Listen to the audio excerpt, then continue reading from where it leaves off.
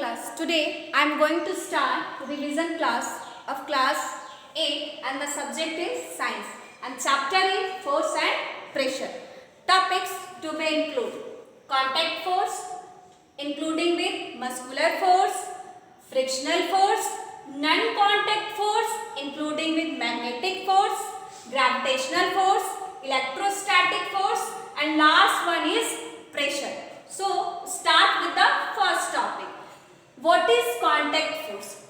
Force exerted due to interaction of the two bodies. In the previous class, I am also explained this topic. The force which interact between two bodies.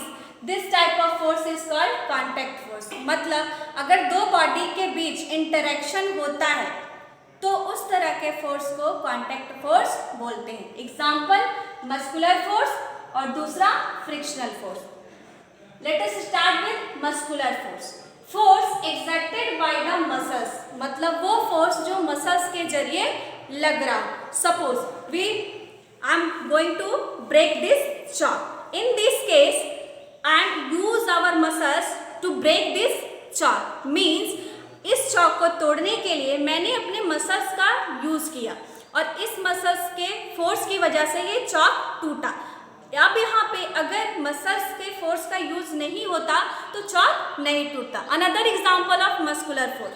Push this black board. In this case I am also acting muscular force on this black board. So in this case without contact between our muscles and blackboard this forces doesn't exist. कहने का मतलब अगर हमारा muscles, हमारा hand और blackboard आपस में contact में नहीं होगा तो ये फोर्स काम नहीं करेगा और ये फोर्स मसल्स के जरिए काम कर रहा है, इसलिए इसका नाम हो गया muscular force. Second is frictional force. Suppose I am going to write something on this blackboard chapter. The reason behind to write on this blackboard is the particle of this chalk stick into the blackboard by the friction.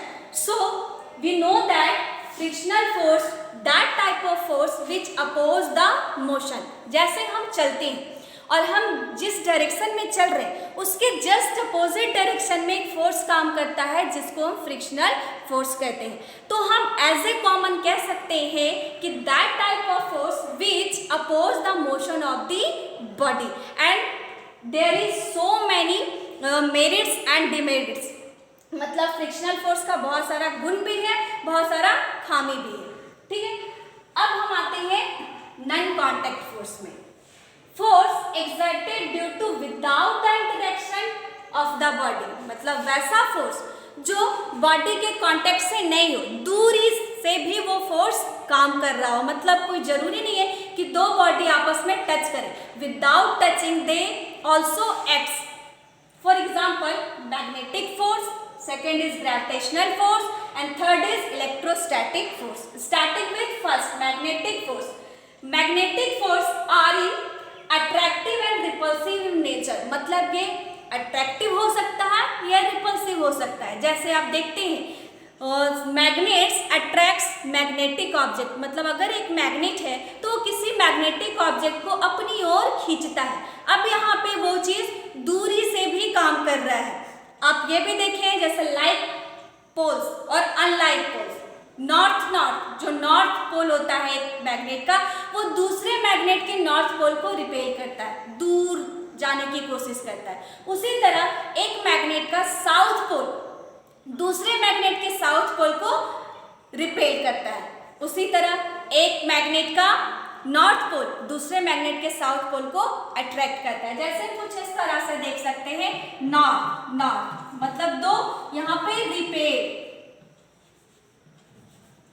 उसी तरह north south जो है वो क्या करेगा, attract. ये है आपका मैग्नेटिक फोर्स. यहाँ पे दोनों मैग्नेट आपस में कांटेक्ट में होना जरूरी नहीं है. इस तरह के फोर्स जो होते हैं वो विदाउट कांटेक्ट भी काम करते हैं. सेकेंड है gravitational force. Universal attractive force act due to all the matters, मतलब कि इस यूनिवर्स में जितनी भी चीजें हैं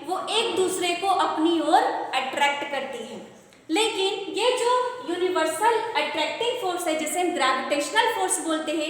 ये फोर्स जो है वो दोनों चीज़ों के मास पर डिपेंड करता है और उन दोनों के बीच की दूरी पे डिपेंड करता है। जैसे सपोज फॉल दिस चॉक, अब यहाँ पे दिख रहा है कि ये चॉक जैसे ही नीचे गिरेगा तो ये ग्राउंड लेवल पे आएगा। क्यों?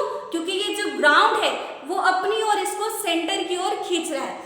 इस दुनिया में मतलब इस अर्थ पे जो भी चीज गिरती है वो लास्टली ग्राउंड पे इसलिए गिर रही है क्योंकि ये ग्राउंड उसको अपने सेंटर की ओर खींचता है, जिसे हम ग्रेविटी बोलते हैं। The force due to earth attracts all the object towards its centre, मतलब इस अर्थ पे जो भी चीज जो है वो अर्थ अपनी ओर उसके सेंटर की ओर उसे खींच रही है, जिसे हम gravitational force as a common in the sense of earth we also call gravity. Third is electrostatic force, force exerted due to charge body on the another charge और अनचार्ज बॉडी। जैसे एक बहुत पुराना सा एक्सपेरिमेंट है कि suppose we रब something each other, जैसे अगर हम इस हाथ को भी आपस में रब करते हैं तो ये गर्म हो जाता है और चार्ज होता है। जैसे उसी तरह अगर हम कॉम्ब को अपने बालों में रब करेंगे और एक छोटे से कागज के टुकड़ों को उसके पास लेके जाएंगे तो हम देखेंगे कि जो कागज का टुकड़ा है वो उस कॉम्ब की ओर अट्रैक्ट हो रहा है। इसके पीछे रीजन ये है कि जब हम किसी चीज को रब करते हैं तो रब करने की वजह से, रगड़ने की वजह से वो चीज या तो पॉजिटिवली चार्ज हो जाता है या तो नेगेटिवली चार्ज हो जाता है, मतलब चार्ज हो गया। अब वो किसी दूसरे चार्ज बॉडी के पास जाएगा या किसी अनचार्ज बॉडी के पास जाएगा तो वो उस तरह की चीजों को अट्रैक्ट करता है, जिसे ये हम बोल रहे हैं इलेक्ट्रोस्टैटिक फोर्स। मतलब यहाँ इलेक्ट्रॉन का कंसेप्ट आता है। रब करने के दौरान अगर इलेक्ट्रॉन का लॉस हो जाता है उस ऑब्जेक्ट से तो वो पॉजिटिवली चार्ज हो गया, और अगर रब करने के दौरान उस सब्सटेंस में इलेक्ट्रॉन का गेन होता है तो वो नेगेटिवली चार्ज हो जाता है। मतलब अगर हम किसी भी दो चीज को रब करते हैं तो एक से इलेक्ट्रॉन निकलेगा और दूसरे में चला जाएगा, तो एक पॉजिटिव चार्ज होगा और एक नेगेटिव चार्ज होगा। तो ये डिपेंड करता है मटेरियल ऑफ द सब्सटेंस पे। Last is pressure, force per unit area is called pressure. अब यहाँ पे है ये आपका फॉर्मूला हुआ फोर्स पर यूनिट एरिया। यहाँ पे थोड़ा सा हम और डिटेल में देखेंगे। जैसे कि एग्जांपल लिया जाए, ये आपको दिख रहा है कि ये पेन है, ठीक है, इसके दो साइड्स हैं, ये थोड़ा ब्लर साइड है, ये पॉइंटेड साइड है। अगर हम सेम फोर्स लगाएं, सेम फोर्स, ठीक है, तो ये पॉइंटेड साइड है पर इस पॉइंटेड साइड का एरिया बहुत कम है, और सेम फोर्स लगा रहे तो चुभन महसूस हो रही है, दर्द महसूस हो रहा है। पर ये जो थोड़ा सा ब्लंट साइड है, ये साइड को अगर हम पुश कर रहे हैं तो थोड़ा कम दर्द महसूस हो रहा है सेम फोर्स लगाने के बाद भी। तो इसके पीछे रीजन ये है कि जिस साइड का एरिया कम है उधर प्रेशर ज्यादा पड़ रहा है, और जिस साइड का एरिया ज्यादा है उधर प्रेशर कम पड़ रहा है। क्योंकि आप देख पा रहे हैं pressure is directly proportional to force, force बढ़ेगा तो प्रेशर भी बढ़ेगा, and pressure is inversely proportional to area, मतलब एरिया अगर बढ़ेगा तो प्रेशर जो है वो घटेगा। इधर का एरिया ज्यादा है मतलब प्रेशर कम, इधर का एरिया कम है इसलिए प्रेशर ज्यादा। अब हम थोड़ा सा इसका यूनिट देख लेते हैं। फोर्स का यूनिट आप प्रीवियस क्लास में जानते हैं न्यूटन होता है, एरिया का unit metre square. So we can also say that SI unit of pressure is newton per metre square. We can also in the word language write newton per metre square. Thank you.